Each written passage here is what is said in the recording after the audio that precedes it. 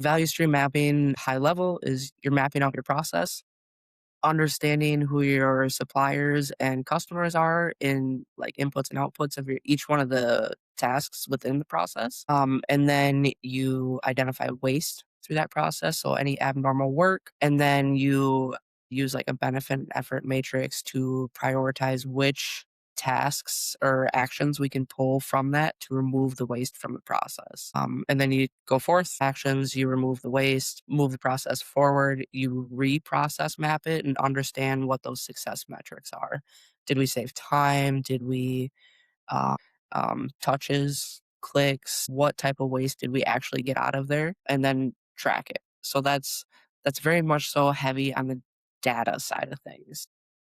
The challenge with the empathy mapping is, well, we have all of these things and we know from a data standpoint we can fix them, or maybe we know of a different program we can use, just sharing that knowledge in a collaborative space. But the layer of empathy mapping brings in the task itself and then the person doing the task.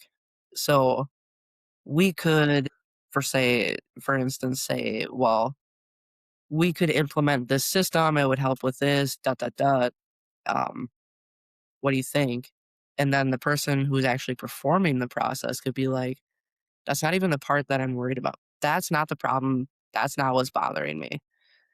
Right. So we're focusing all this energy on the system implementation when it's as simple as that's not even what the coworker is asking us for. So that's where the empathy mapping comes in, is to help prioritize which tasks to go after first. Because when we have happy coworkers, everything gets better.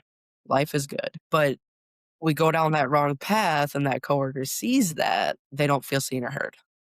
They're probably going to reduce engagement. They don't feel empowered that way. They're like, well, somebody else made the decision for me. And this isn't even what I was asking for. So that's how those two actually marry together, is we do the process mapping and then right immediately after the empathy mapping, because that helps us set those opportunities and actions that we can go forward with and then prioritize it. So challenge you to take what you learned from the discussion about empathy mapping and how do you incorporate it in your day to day.